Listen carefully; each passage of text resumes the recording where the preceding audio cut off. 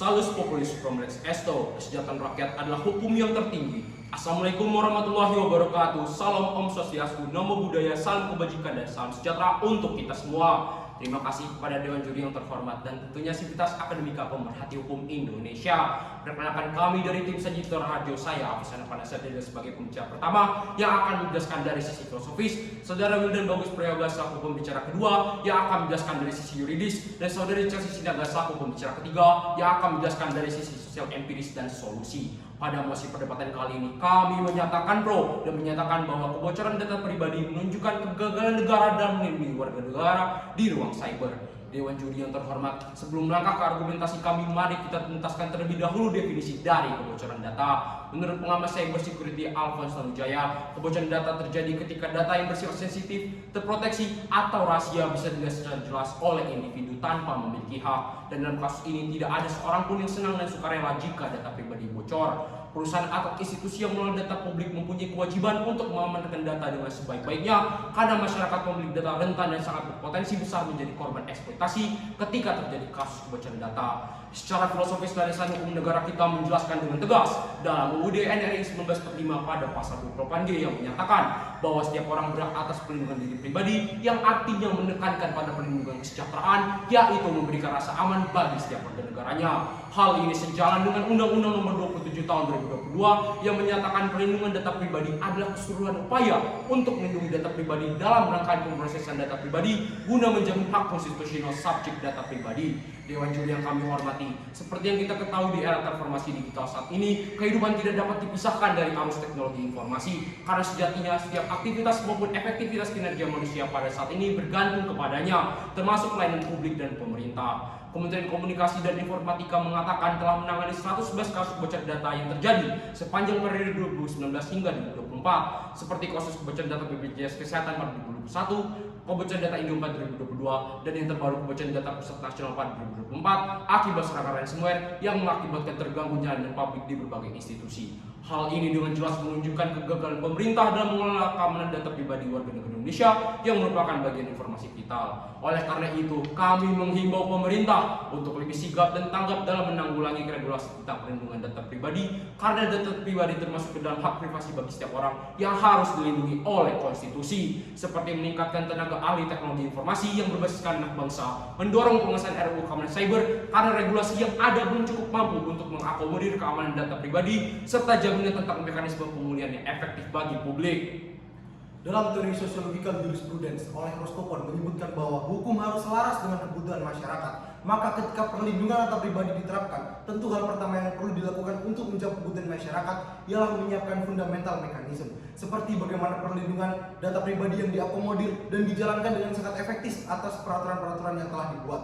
Dewan Juri yang terhormat, kita ketahui bersama bahwa perlindungan data pribadi memiliki payung hukum, yakni Undang-Undang Nomor 27 Tahun 2022 tentang perlindungan data pribadi atau yang kita kenal dengan UU PDP, serta Undang-Undang Nomor 11 Tahun 2008 Informasi dan Transaksi Elektronik atau yang kita kenal dengan UU ITE. Maka dari itu, mari kita tuntaskan bagaimana gagalnya pemerintah dalam melindungi data pribadi jika ditinjau dari sisi yuridis. Yang pertama, Undang-Undang Perlindungan Data Pribadi. UU ini dibuat untuk melindungi privasi dan keamanan data pribadi setiap individu. Undang-undang ini mengatur hak subjek data pribadi yang harus diperhatikan oleh korporasi atau pemerintah untuk melaksanakan fungsi pengendali dan pemrosesan data pribadi hingga sanksi administratif. Jika hak tersebut dilanggar, pelaku harus dihukum sesuai dengan aturan yang berlaku. Namun Dewan Juri yang terhormat, UU PDP telah gagal dalam melaksanakan fungsinya yang terbukti dari bocornya data layanan KTP, BPJS, hingga layanan perbankan pada Juni 2024. Yang kedua, jika kita tinjau dari UU ITE, peraturan hukum yang mengatur penggunaan teknologi informasi dan transaksi elektronik di Indonesia. UU ITE mengatur berbagai hal seperti hak dan kewajiban pengguna internet, perlindungan data pribadi pengguna, tindak pidana terkait penyalahgunaan teknologi informasi, sanksi bagi pelaku kejahatan, dan penyebaran berita palsu. Pada pasal 67 ayat 1 dan 3 UU ITE mengatur bahwa pencurian data pribadi dapat dijerat dengan ancaman pidana penjara maksimal 5 tahun dan denda maksimal 5 miliar rupiah. Akan tetapi pada kenyataannya hingga tahun 2024 pemerintah belum bisa melakukan penangkapan dibuktikan dengan hacker Bjorka dan pencuri pusat data nasional yang sampai saat ini masih belum ditangkap. Dewan Juri yang terhormat, dengan adanya instrumen hukum yang demikian, pemerintah nyatanya masih belum sangat mampu untuk memberikan perlindungan data pribadi terhadap warga negaranya. Direktur Digital Ekonomi Enlow Studies dan Huda menyebutkan kerugian ekonomi dari serangan ransomware terhadap BDNS bisa mencapai sebesar 6,3 triliun rupiah. Bahkan terdapat surplus usaha yang hilang dari lumpuhnya BDNS sebesar 2,7 triliun rupiah. Dewan Juri yang terhormat, jika dilihat dari sisi penerimaan negara, pemerintah berpotensi mengalami kehilangan pendapatan sebesar 17 miliar rupiah dari pelayanan yang lumpuh. Sudah 2 tahun Dewan Juri yang terhormat, setelah disahkannya UU PDP, masih banyak kasus pencurian data pribadi yang saat ini masih terjadi. Berdasarkan permasalahan tersebut, bisa kita amati bersama pemerintah belum bisa melindungi warga negaranya yang termasuk dalam pelanggaran pada UU PDP pasal 35 yang mengatur bahwa pengendali data pribadi wajib melindungi dan memastikan keamanan data pribadi yang diprosesnya. Lalu pada peraturan pemerintah 71 tahun 2019 pasal 71 tentang penyelenggara sistem elektronik wajib melindungi penggunanya dan masyarakat luas dari kerugian yang ditimbulkan oleh sistem elektronik yang diselenggarakannya. Akan tetapi pemerintah belum bisa menangani dan melindungi data pribadi warga negara yang sesuai seperti pada pasal 35 UU PDP dan peraturan pemerintah pada pasal 71 tahun 2019 tersebut.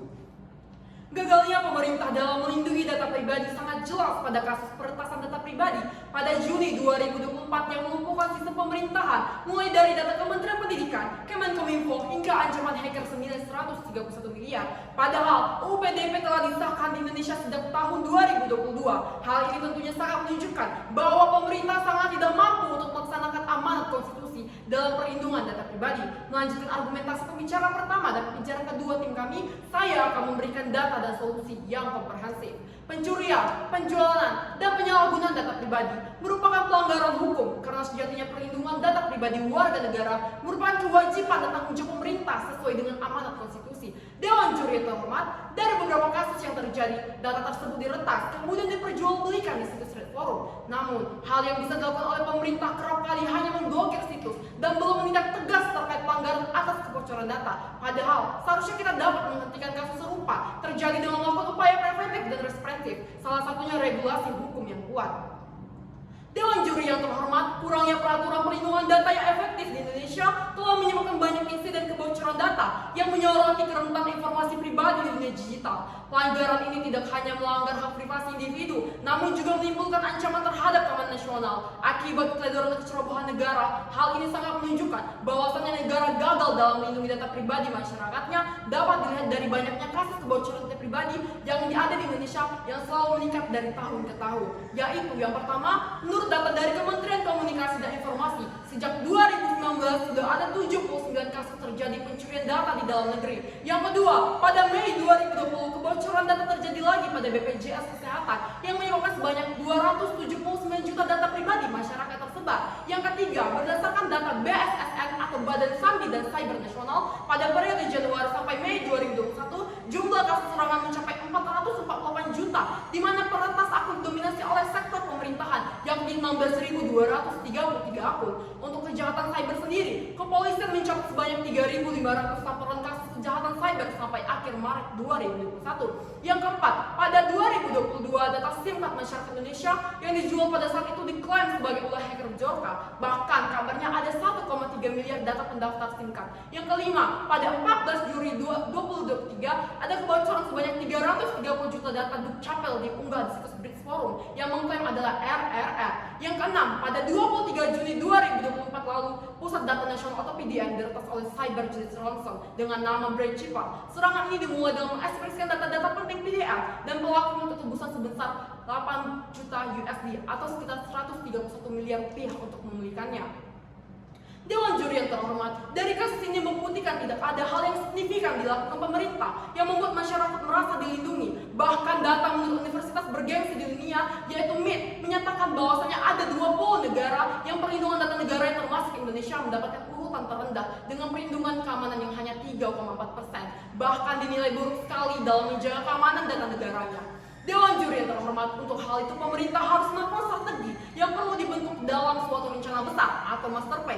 Tim kami membagi dalam 2 solusi, yaitu solusi preventif dan represif. Antara lain, solusi preventif yang pertama, pemerintah harus lebih memperhatikan dan meningkatkan kemampuan SDM anak bangsa sebagai tenaga ahli teknologi informasi untuk menjaga keamanan data pribadi warga negara Indonesia. Yang kedua, pemerintah juga harus melakukan penguatan fungsi lembaga cyber negara untuk mengawasi keamanan perlindungan data pribadi. Yang ketiga, pemerintah pemerintah harus dengan tegas mendorong pengesahan RUU Keamanan Cyber karena regulasi yang ada belum cukup mampu untuk mengakomodir keamanan data pribadi. Solusi represif. Yang pertama, pemerintah perlu melakukan penentuan evaluasi ancaman threat dan kelemahan atau vulnerabilities sistem elektronik infrastruktur strategis di Indonesia. Yang kedua, pengelolaan sumber daya, khususnya manusia, teknologi, serta penelitian dan pengembangan guna untuk penguatan keamanan cyber dan pertahanan cyber. Yang ketiga, meningkatkan dan meregulasi pembangunan pengembangan sistem keamanan cyber dan pertahanan cyber semesta. Ubi jus ibi remedium, di mana ada hak, di sana ada kemungkinan menuntut, memperolehnya atau memperbaikinya jika hak tersebut dilanggar. Terima kasih. Dewan Juri yang terhormat, tibalah saatnya kita di penghujung argumentasi kami. Kami dari tim Sucipto Raharjo menyatakan pro dan menegaskan kembali bahwa regulasi pemerintah saat ini tidak cukup untuk mengakomodir perlindungan data pribadi serta memberikan kepastian dan keamanan bagi rakyatnya di ruang cyber.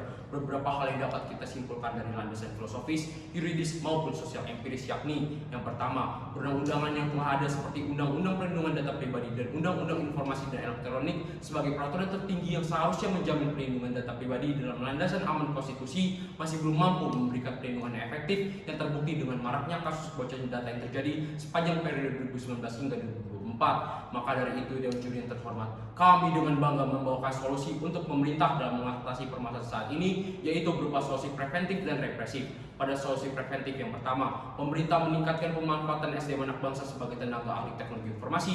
Pemerintah juga harus melakukan penguatan fungsi lembaga cyber negara untuk mengawasi keamanan perlindungan data pribadi. Dan yang ketiga, pemerintah harus dengan tegas mendorong pengesahan RUU Keamanan Cyber karena regulasi yang ada belum cukup mampu untuk mengakomodir keamanan data pribadi. Dan pada solusi represif yang pertama, pemerintah perlu melakukan penentuan dan evaluasi ancaman dan kelemahan sistem elektronik infrastruktur strategis Indonesia, memberikan sanksi administratif kepada pihak penyelenggara yang gagal melindungi data pribadi seperti korporasi dan lembaga negara sebagai bentuk untuk memberikan efek jerah. Yang ketiga, pembangunan dan pengembangan sistem keamanan cyber dan pertahanan cyber semesta. Sekian argumentasi dari kami. Fiat Justitia Ruat Kolum, sekalipun esok langit akan runtuh, meski dunia akan musnah, atau walaupun harus mengorbankan kebaikan, keadilan harus tetap ditegakkan. Wassalamualaikum warahmatullahi wabarakatuh. Salam Om Sati Sati Om Namo Buddhaya.